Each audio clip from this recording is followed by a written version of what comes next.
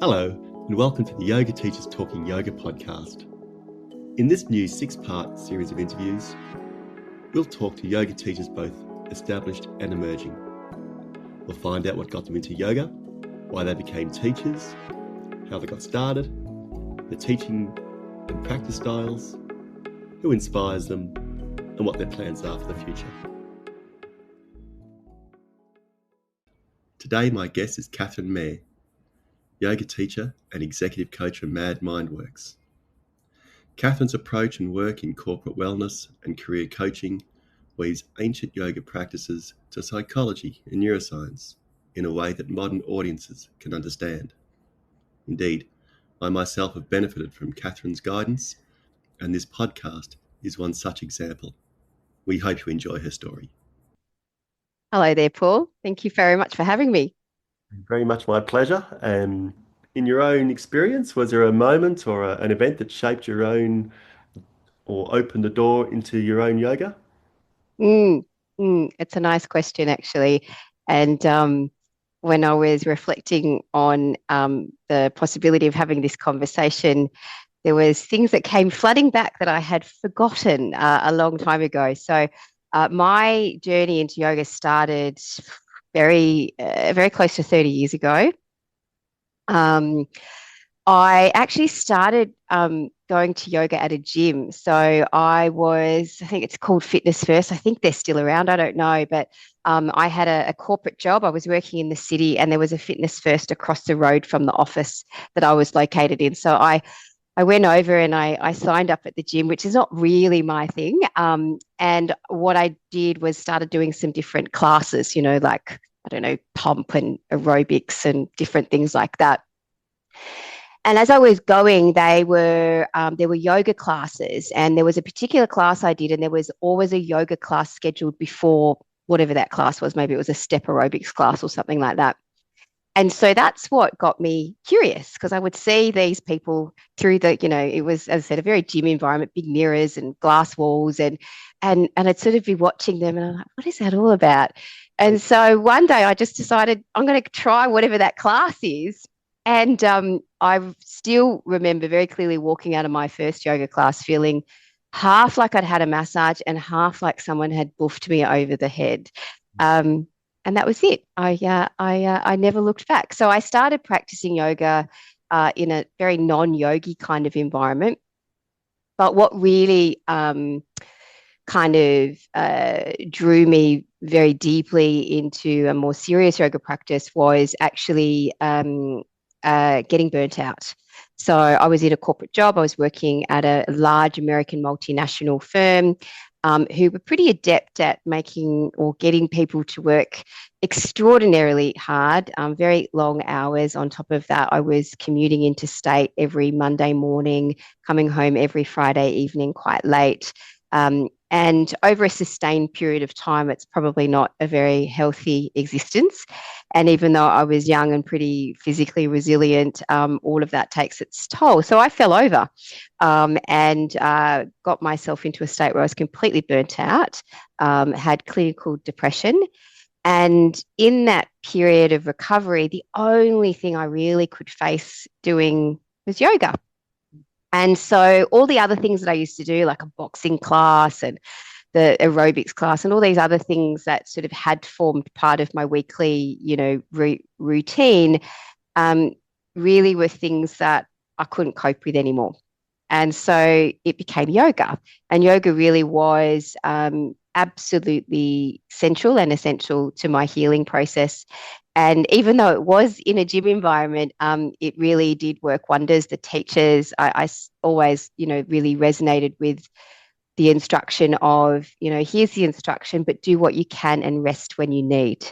And when you're in a state of burnout, being invited to and made feel comfortable to rest and to heal was really, really quite formative. So that's where it all began, Paul. Fantastic. Being still in the gym environment, so were the teachers not only promoting that within the postural vinyasa or movement, were there still also some relaxation or opportunity to meditate or get meditative? Yeah, look, as I said, it was a long time ago. So even in the gym environment, the yoga teachers were yogis, and very different, I think, to the way yoga has evolved. So I think in more recent years, yoga has in certain ways become more of a exercise. I still cringe when I go to classes and I hear instructors, pushing people to go harder and deeper rather than listening to their bodies. But back in the day when I was doing these classes at the gym, and as I said, notwithstanding it was very much a gym environment, the teachers were still very yogi. So there was always a solid 5 minutes of asana at the end. And as I said, that instruction, and that was, even just, trying it for the first time, hearing someone give you permission, here's child pose. At any point you need to rest, or if it's too much, come down to your knees and take child pose. You're in your first downward dog, and downward dog eventually becomes a rest pose. But when you first start yoga, it's a pretty hard position to hold for any period of time. And again, being reminded it's okay to drop to your knees. So they were actually, I think, still very yogi, even though they were obviously teaching in a gym environment. And I think that's quite different to the way it has certainly evolved over time, with certainly some pockets of teaching practice. One of the things I loved about the IYTA, in terms of the teaching programs that they were stewards of, was very much the emphasis on safety. It was always, we come, from a foundation of, good intent, of listening to your body, listening inwardly, and just making sure that you are moving in a way that keeps you safe.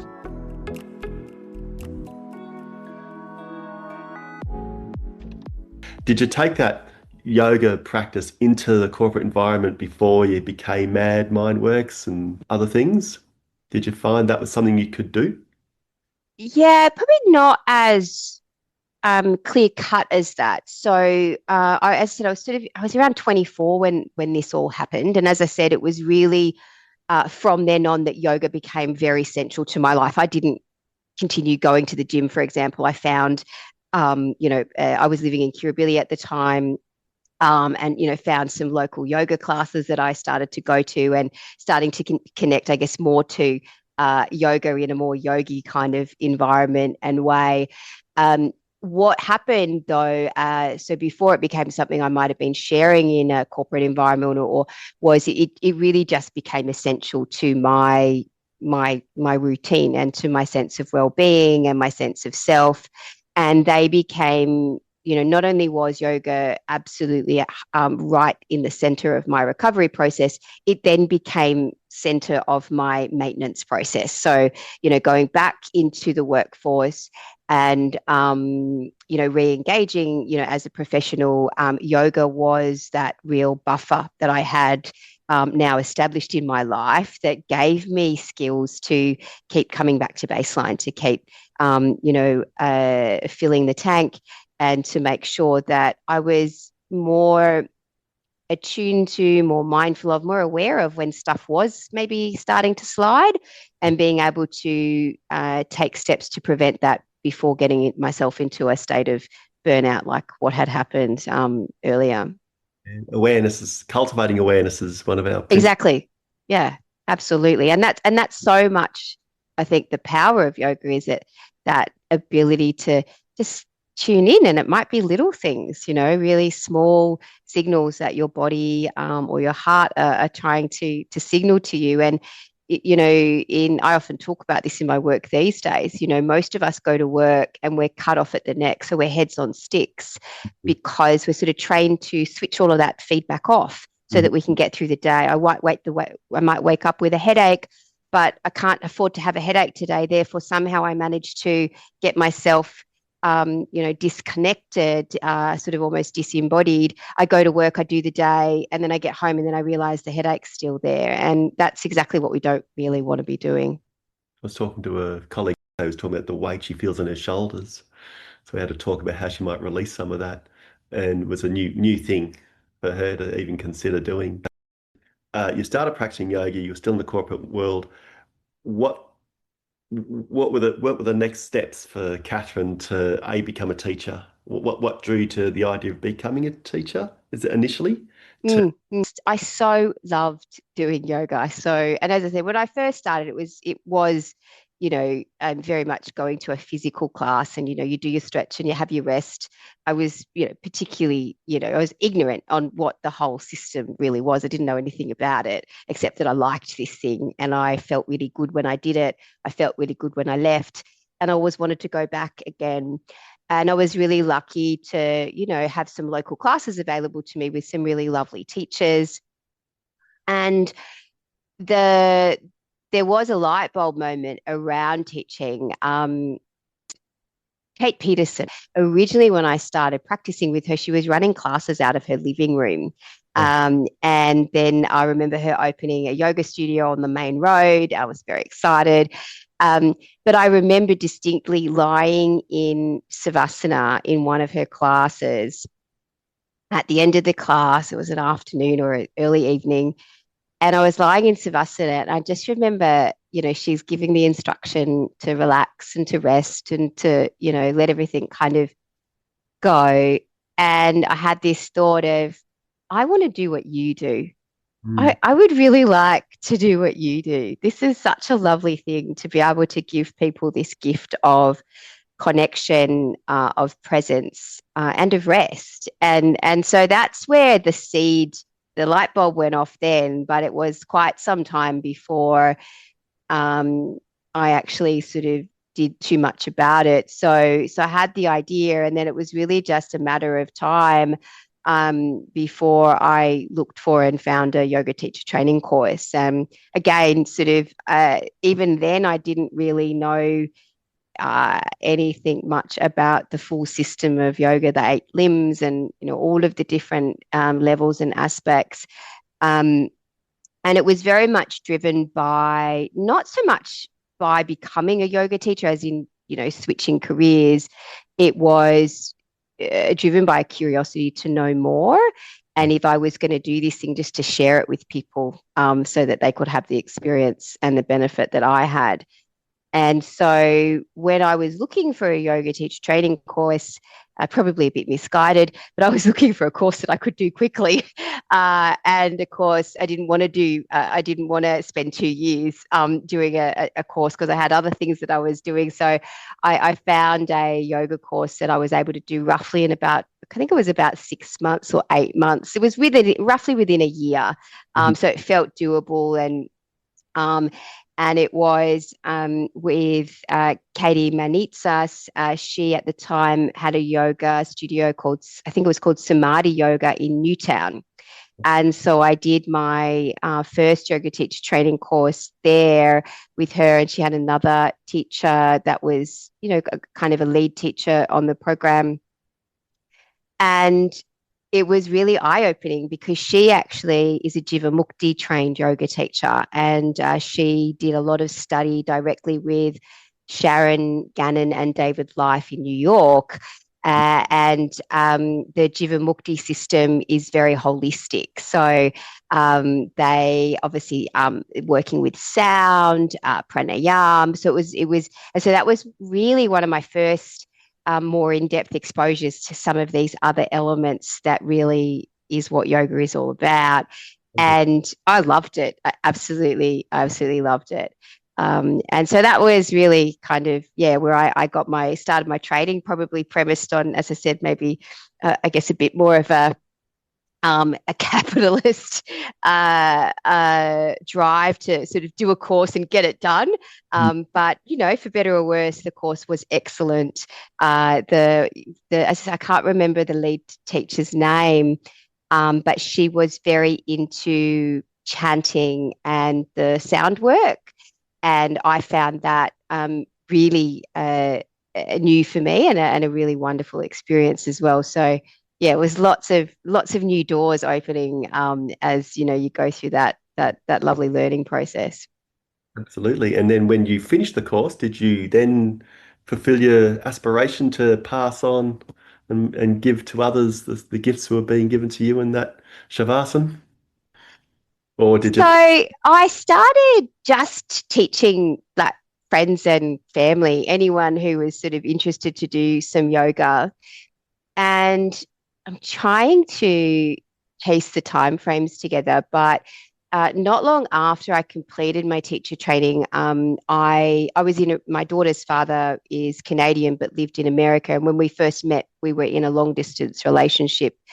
And at some point, I went to the States to spend some time with him over a more sustained period. And I'd been going back and forth, and he found me a local yoga studio in where he lived in Los Angeles. And again, the teacher, the woman who ran the studio, she was just really, really lovely, and I really got a lot out of her classes. And so what happened was I spent some time in the States, and because I was practicing several times a week at her yoga studio, I had told her that I'd got my teacher training.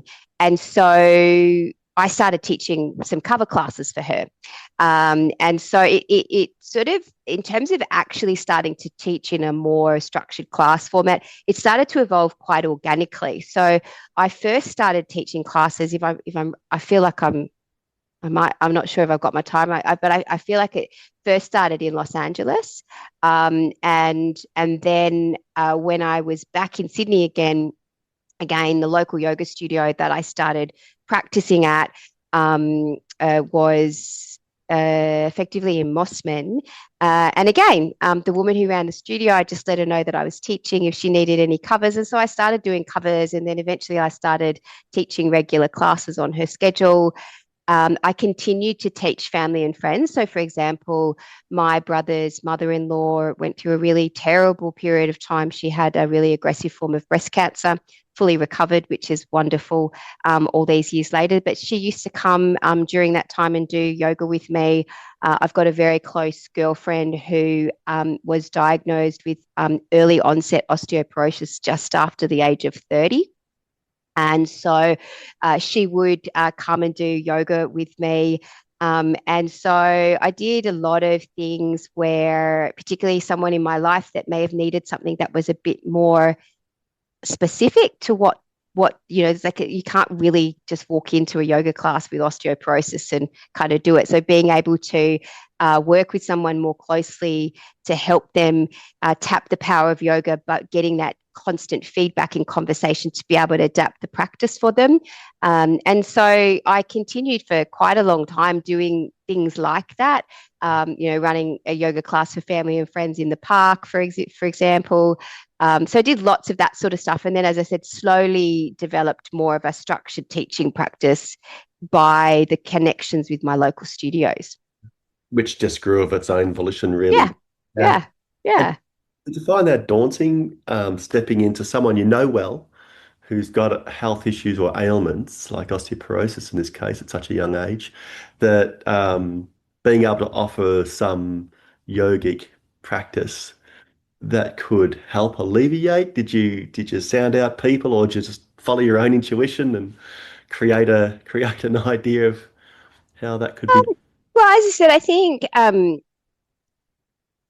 particularly with my girlfriend with the osteoporosis, I think by that point I'd also done the advanced yoga teacher training with the IYTA.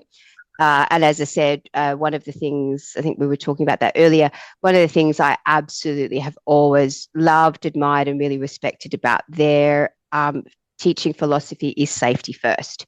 And if there's one thing I took away from, there's so many things I took away from that, but that is so key to me. And when you're working one-on-one with someone, what's the advantage that you have is to be in conversation. So it's not quite like a yoga class where it's like, welcome everyone, and let's start by doing A, B, and C, and it's a universal instruction that you take people through. It's a conversation when you're working one-on-one. And so being able to sort of obviously you start slow, you start gentle, but having that constant feedback. And Lucy, my friend, she's very, very in tune with her body, and she knows what her limitations are, and she's very mindful of those. And so I might suggest something and she go, you know what, Kath, I can't do that. My knees are not going to okay, well, let's try something else.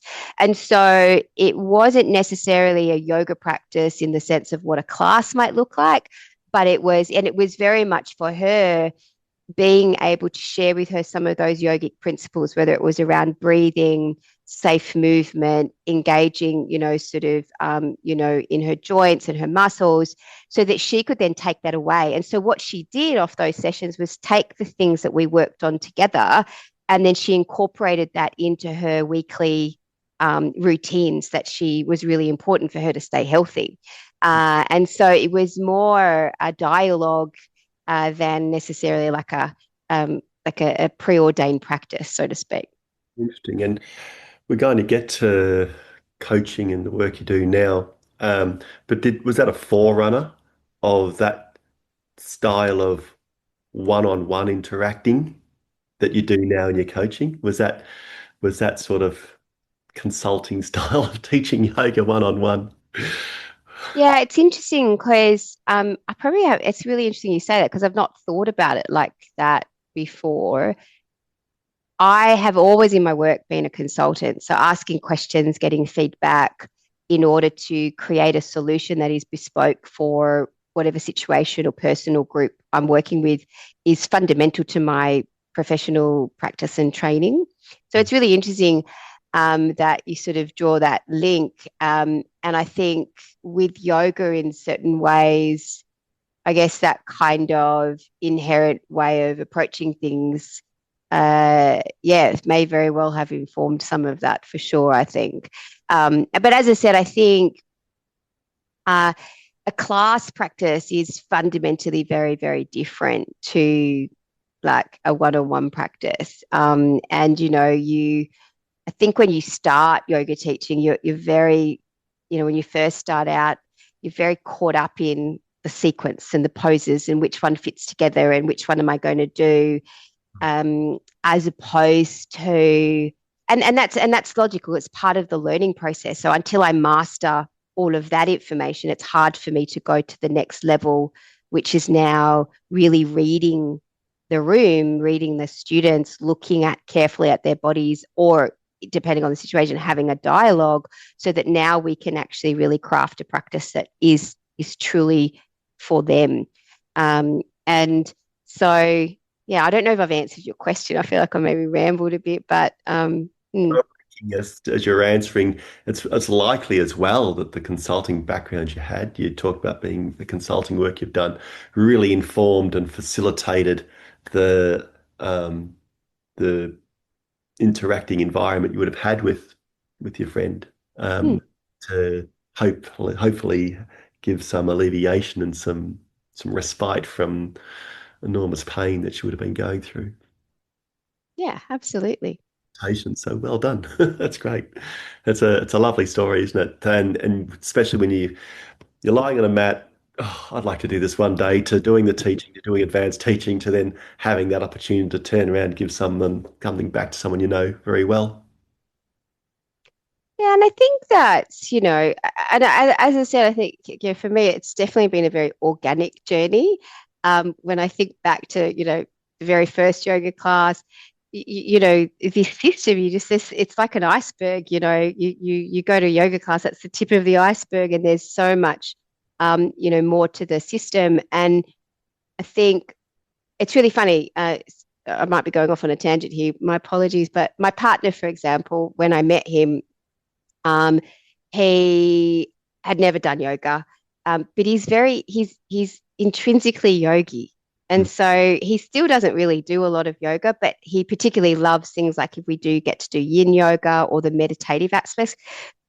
But inherently in his form of being, there's something instinctively yogi about him, even if he doesn't necessarily know the practices. And I think, and particularly, and I'm sure we'll get there too, but in my work, so much of where I have evolved from the perspective of yoga is it's not, the poses are lovely and they're fantastic and they make you feel good, but it's actually not that. It's all the other pieces, which is whether it's being slightly more aware, being able to tune in and be more aware of others and where they're at, being able to just breathe, and whether that's in peak hour traffic, or before a really important meeting. But being able to bridge some of those really fundamental principles of yoga practice into the day to day is what really what I really care about. Carrying a torch of yoga teachers and leaders would still live in the day to day, didn't disappear to the cave for 30 years, so to speak. Yeah. Yeah. So, in a sense, it's great work that you're doing in that regard because it's carrying a long lineage and tradition. Thank you.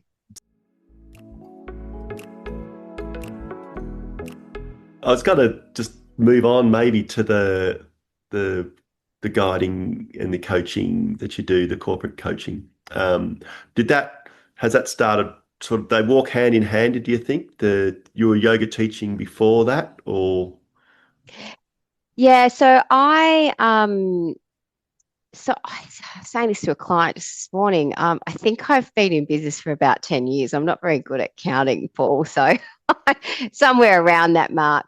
But I made a decision, and that was so if I've been in business for 10 years, probably anywhere between 3 to 4 years before that, I was starting to um, think about doing something more seriously with this. So I'd been teaching, so I was working, I was studying, and then my local yoga studio, for example, here in Sydney, I was sort of doing yoga classes every Sunday morning. I was doing up to I think 6 classes a week at one point across their schedule, in addition to other stuff I was doing. So yoga was very much, in terms of teaching, yoga was an adjunct to what I was doing. I was doing it not for the money. I was doing it because I liked it and I was enjoying it, and I liked teaching and I liked being part of the studio and all of that sort of stuff. But there was this idea that was fermenting, and I actually spent a long time thinking about it. Um, so originally, I was thinking about opening a yoga studio, and I was doing my research. There's a really great book. God, I should have written the name down. It's a tiny little book about something like, so you want to open a yoga studio or whatever, but it's really, really practical. I found it really very helpful.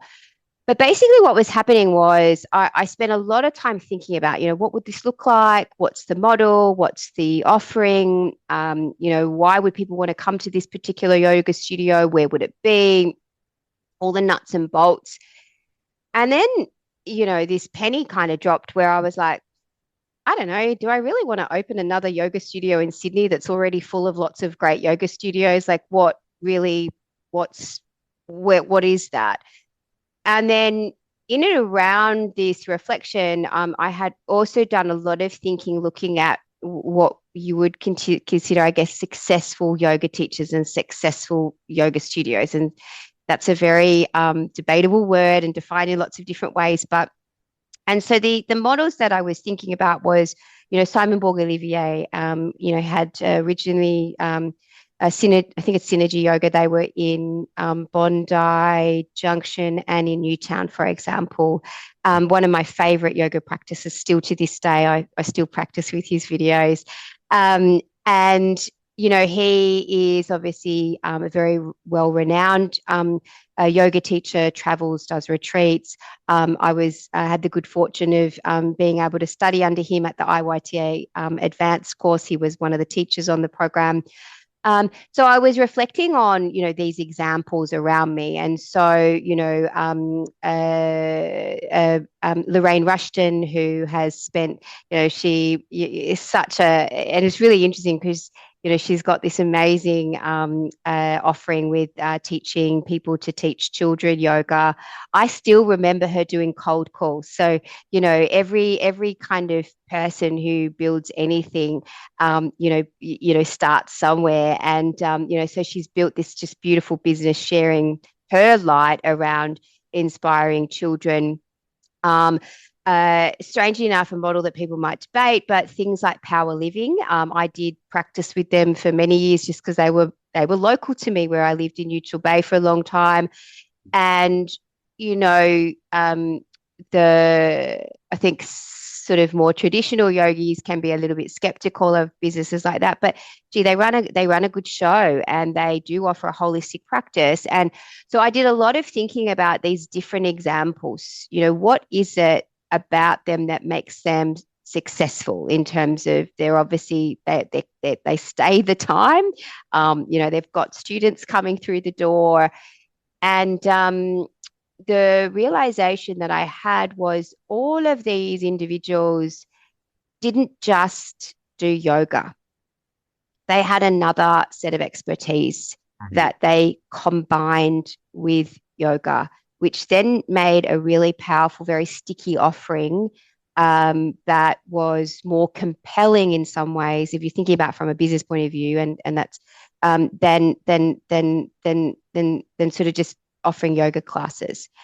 Now, a lot of that relates to consistency. So the biggest challenge, and one of the things I always struggled with, particularly teaching in yoga studios, is when, because yoga can be taught, put together in so many different ways, right? But Mhm. what that means is for the student coming into a class at 9 a.m. on Tuesday versus 9 a.m. on Wednesday versus 9 a.m. on Thursday, if the teacher's different, the experience can be so unbelievably different that they might not even look similar. Mhm. And so one of the things that these guys did was they not only locked on another skill set. So Simon Borgolivia and Bianca Mashlis were both trained as physiotherapists. So there was something about sort of modern movement and modern science with, this ancient tradition that they just blended into these unbelievably awesome sequences. And I still think their sequences are second to none, just so intelligently, intuitively put together.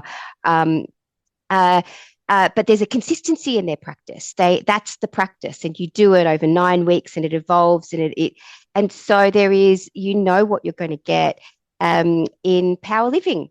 It Mhm. doesn't matter what teacher walks in the door; their classes look and feel the same. So I might put in X pose and Y pose and sub out this pose, but there is a distinct structure to their classes. When they have an X class versus a Y class, the difference is notable and you can see and feel that, but there's consistency in the experience for the student. Lorraine Rushton again, like she's doing more teacher training, but there's a distinct experience that she creates. And so I did a lot of thinking about all of that in terms of building thinking about a business, um, and slowly sort of really went, you know what? As I said, Sydney doesn't need another yoga studio, but what's my other superpower that I can add to yoga? And I have had at that point, nearly 2 decades of, running and developing learning and development programs and helping people build skills. And so it was thinking about then, well, how might they come together then in a space that I actually know and understand, which is corporate. And that's really where my MAD Mindworks sort of started. And the offering then evolved because um, I started having conversations with prospective clients. And as much as everyone nods and smiles and they like mindfulness and well-being and, all of this idea of, yeah, let's have some corporate yoga, um, there were physical hurdles. So creating a space in an office environment for people to lay down mats is actually much more challenging than you think. Um, and Not the first person in this series of interviews to say that. Yeah, and because it's not, then the environment's not built for it, but then they've also got all legal constraints around occupational health and safety. And so there's all these other elements. And then on top of it, as much as, oh, yeah, mindfulness, that all sounds very good. And we know it helps our people, but where's the return on investment? How does this impact my bottom line? And so that's where really I started to do even further thinking about, well, how do I make this thing sticky in a corporate environment that when push comes to shove, they really only care about what money they're making. Now, I'm sure they care about other stuff too, but and so that's ultimately where it continued to evolve. And so I am very interested in and passionate about the research that comes out of psychology and neuroscience, because I'm really interested in data that I can give my clients that I can stack onto these things that I'm sharing with them. And then these yogic practices, I don't offer them alone. I kind of layer them into something that I'm doing. So if we're doing a program on teamwork, um, I will bring yogic practices into a teamwork workshop, but they might not necessarily be uh, presented to them as a yogic practice, if that makes sense. And so what I started to do was work out ways that I could leverage these beautiful, amazing ancient practices, present them in basic business language, but lock them onto something that a corporate world or a corporate leader might potentially more, at least on the surface, value more. Whether that's communication skills, listening, presence, focus, strategic thinking. If I can take these things and marry them with those things, and they're more likely to digest and adapt them. Incredible synergy. That is the synergy of all synergies, isn't it? If you're melding the underpinning of the Eastern philosophy with the Western mindset of a return investment, with research-driven outcomes that are measurable and proven, and here's the data that supports these sorts of aspects of what we're doing by virtue of doing this. Isn't that lovely? Done well. Well, it's still a work in progress, Paul. Mhm. But it's also, so much of it was recognizing too that in an environment like that, so when you go to a yoga studio, nobody is forced to go, right? So you can usually assume that everyone who walks in the door is open to and amenable to yoga. But in a corporate environment, if I'm working with a leader and they're going to put their team through a training program, or they want to, I've just got off the phone call with a client I have in Adelaide, and I run some well-being seminars for them. Um, but these are offered to everyone. Mm. And so the difference is that the audience who comes, they're not all necessarily converts, right? So some of these people are skeptical. They're like, why do I want to be here? What's this all about? I just not into. And so being able to create an experience for everyone where they get to the heart of the experience, but I'm not using language or labels that might alienate them, especially in the event that they're a skeptic. That's perfect. Because if you go to the yoga class, you're actually looking for something different. Yes, someone who walks into a yoga studio is already there. I want to do yoga, I do. or maybe their part. I mean, look, the worst scenario is my partner's dragged me along. I don't know what I'm going to do, right? But most people who walk into a yoga studio are already, on board with the Ready to idea. embrace something different. Yeah. Whereas, as you say, going into that boardroom that's been facilitated with the chairs moved away, the table out of the way, maybe, and you've got this newly created space, immediately suspicions arise. What am I going to be subjected to here? The arms will be crossed and they'll be okay. Yeah, and look, to be honest with you, I did in my early days, I did do some like yoga, with some banks and some organizations. But as I said, I very quickly moved away from pushing that to really linking, and it's a lot more the breath. It's all really the more philosophical practice. It's the breath work. It's the self awareness.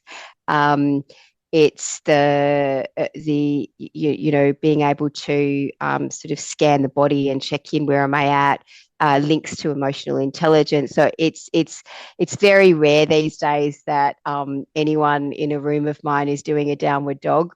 Mhm. But depending on what it is, there will be. I guess you'd equate it to chair yoga.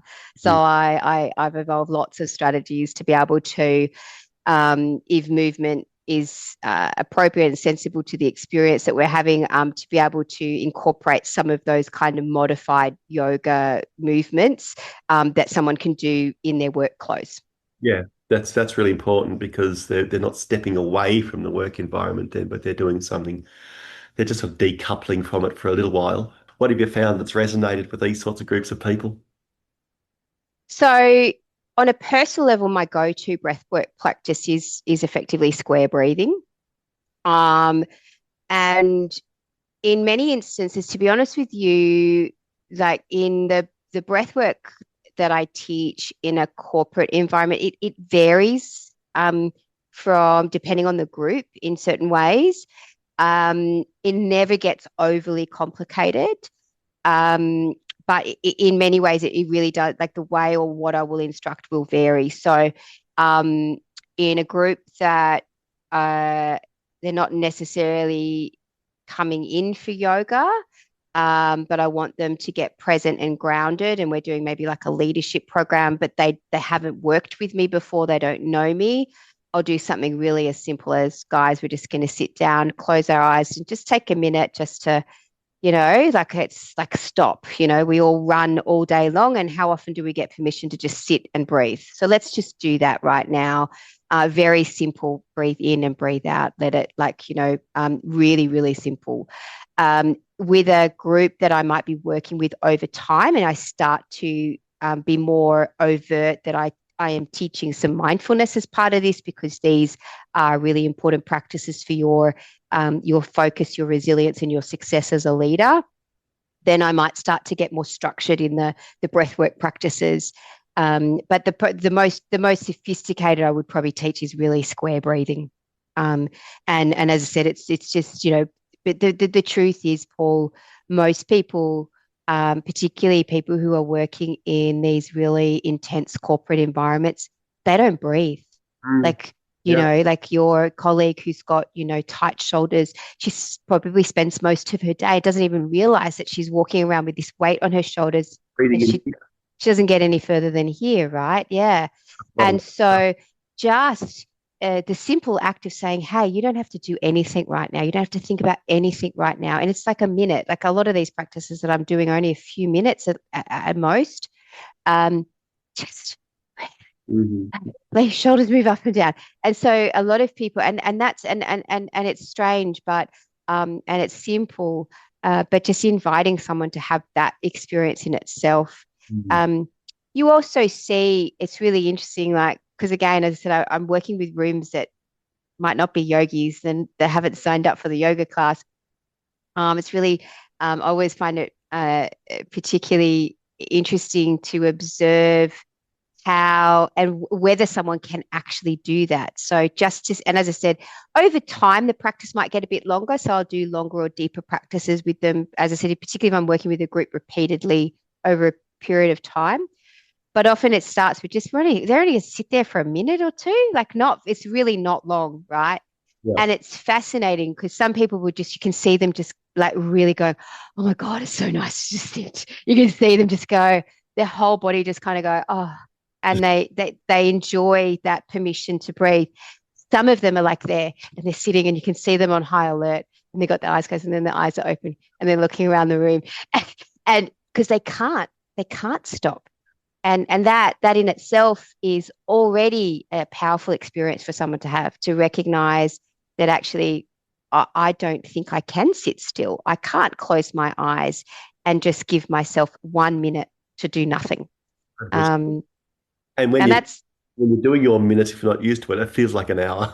exactly. But and again, it's so much, particularly in the so much of the work I do, I often talk when I'm working with leaders and they're managing people. I say it's so important for us to meet people where they're at. Every single person in your team has different experience and knowledge and capabilities, different stuff going on in their life. So they're not all standing on the same height starting block. Some of them are here, some of them are here, some of them are there. And so if we expect all of them to be here, we're already missing the mark. And yoga is so much the same. If I'm trying to teach a quiet practice and I want you to breathe, but you can't concentrate, and I'm getting frustrated and I'm like, you've got to close your eyes and you have to do, I'm just not helping the person. So it's being able to go, you know what? You're distracted. So I'm going to give a bit of an instruction here that gives you a sense of that. Some of us open our eyes and, back in the day with some of my training, a wandering eye means a wandering mind. And what's making your mind wander? So inviting people to come to it where they're at. And I think that's a challenge for yoga teachers. And I think that's sometimes where we go wrong, where we're so vigilant or we're so particular about a practice or a discipline, that we want to impose that at all costs rather than being able to really work out for this particular person and where they're at in their journey. Am I helping or hindering them? And you're seeing different people all the time. When you do a leadership course and you're in there with a bunch of corporate execs, perhaps, that's a course that you do. Do you go back to see them again? Do they have you back in, or do you tend to move around to different companies more than? or going In back? my work, I take enormous pride in building relationships over the long term with my clients. So when I said I've been in business for about 10 years, I've got some of my clients have been with me right from the beginning. But the vast majority of my clients I work with over a long period of time. Now, that doesn't mean I'm doing the same thing with them over that period of time. It will be potentially with different groups or different people. But also, usually, work I do is programmatic. So, for example, I've got a client at the moment. I've been working with these guys for years. They're a real estate business.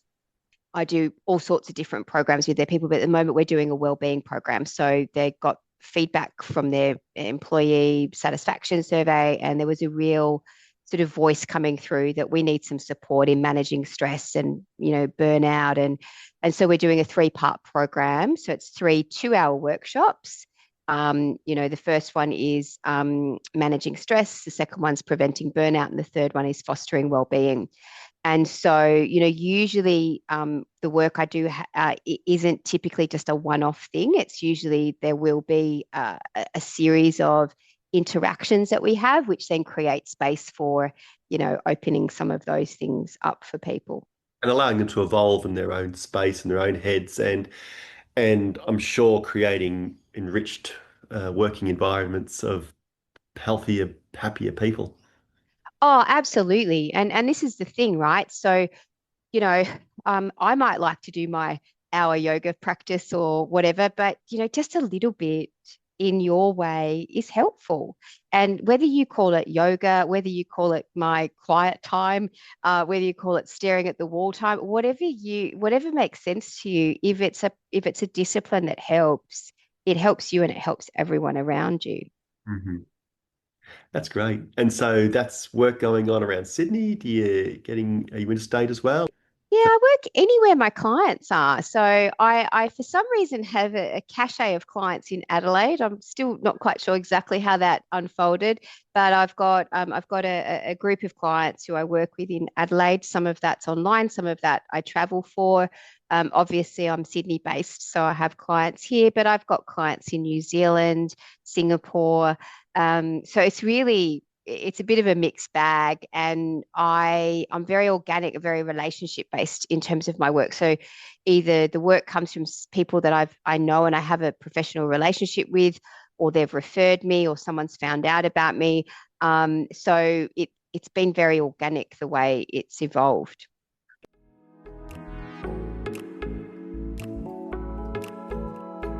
Singapore to New Zealand, that must be quite a wide variety. Do you just map out a similar thing because people are pretty universal?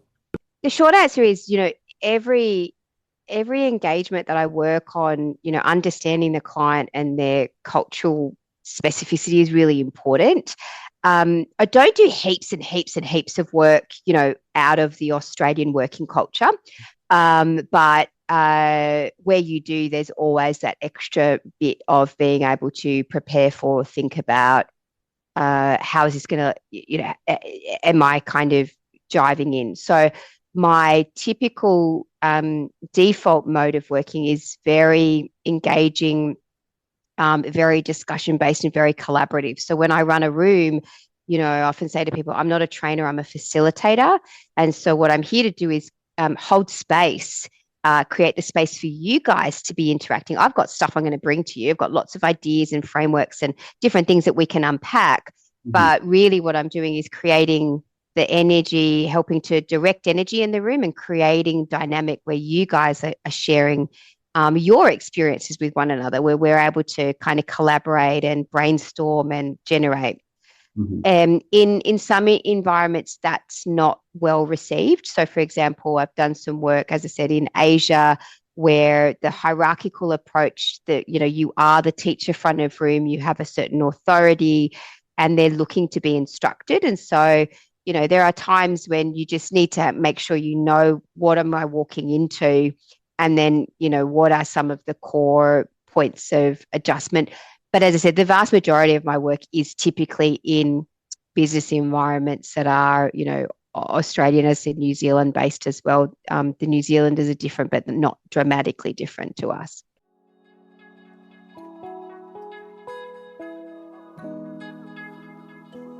looking forward, more of the same? You're quite happy with the way MAD Mindworks has played out, and you're looking to augment and grow it in a different way, or? Yeah, it's a good question. So when I first started the business, I was going to take over the world, Paul. I was going to, build this thing and have this team, and because that's again, it's very capitalist sort of way of thinking that gets ingrained in you, particularly if you grow up in business or in corporate. And I still distinctly remember dropping this when my daughter's 14 now, but this is when she was, I think, in kindergarten or year one or whatever. I took her to school. I dropped her off school. I used to walk up the hill and then I'd, trot down the hill again. And I'm walking down the hill and I just remember again just having this light bulb moment where I was like, why do you want to take over the world? And and like really is that and I really had this moment where I was very clear I didn't want to do that.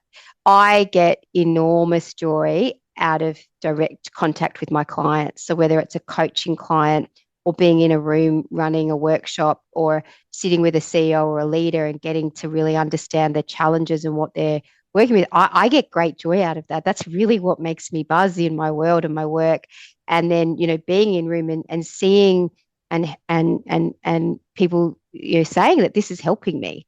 Um, and so I remember having this moment going, why would I want to build this enormous team where I'm now don't get to do the stuff that I love? And so growth for me in my business is very much around continuing to grow my base of knowledge, my skills, my ability to put things together in a way that remains relevant and resonant for my clients. I have also been working on a PhD the last 4 years. I'm at the pointy end of getting that completed, and I would not be able to do that if I didn't have my yoga and yoga in my life that helps me stay sane, but also focused and manage my energy. Um, and so, where to next? I think there's always lots of new and different projects, and I am actually at a nexus point in my life where, when I finish the PhD, which is due in January, I will be taking some time to really sit down and think about MAD. The education I've just finished, some other pieces of work and projects I'm collaborating on with my partner. So the answer's up in the air, Paul. I don't have a clear one for you yet, but I'm excited about the next chapter and I'm on the cusp of one. Congratulations, and the PhD is going to be a massive thing, and then the next going ahead, however that looks, I'm sure you'll do really well with it because you've set up such a really interesting, unique, and okay, it's a yoga teachers talking yoga podcast, but it doesn't mean everybody's in a studio with 30 people on mats. We and yoga itself is so holistically multi-dimensional. It can take find its expression in so many different ways, and I think you're quite unique in the way you've set up through a corporate background, found your super skill, like you said before, and then mapped in what you've learnt and made a new thing. So really, really congratulations with all that so far. Thank you so much, Paul. I met you when you were lecturing with the IYTA and the Diploma of Yoga, the Business of Yoga, and two lectures we did and one or two sessions we've had since then really gave me some of my ideas. And this particular interview today is a result of that. And thank you for that. And hopefully this series have value and be interesting to people. And my main core reason was the stories we get to tell. Mm, Every person that's gone into yoga teaching has done it for their particular reasons, and you've had your own, and we've heard those today. And really, the stories we all have to share is what mm. people will resonate with. Thank you so much, Paul. And I really applaud you for wanting to share those stories and having the courage to just get up and do it. So I thank you from the bottom of my heart.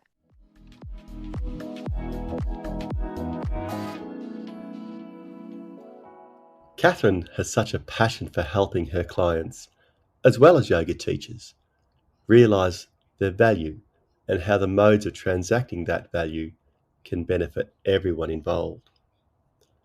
So before we leave you today, let's hear a little bit more on her thoughts on the importance of including the business of yoga in any teaching course. I think that commerciality doesn't sit easily with yogi.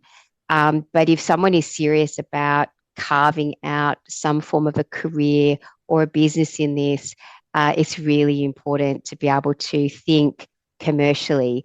And commercially doesn't have to be at the expense of anyone. We're talking about a win-win commercial arrangement that works for you and the people that you are hoping to connect with.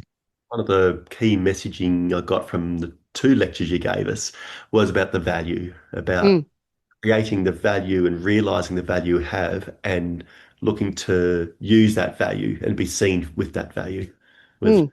very important. Yeah, absolutely. And I think when you come from that, that's a positive place. I was sort of commenting before, and I probably a bit reductive in talking about business who is just about bottom line. But that is a very reductive approach to any commercial activity, and it really doesn't. I don't think it ends particularly well. I think when you are looking at, what's the win-win, what's the value for them, for me, how do we make this a really positive and constructive relationship? It's fruitful. It's really cool to see what people can do. We hope you enjoyed hearing about Catherine's unique application of yogic principles. Our next interview will be with yogi and author Julian Singh. We look forward to seeing you then.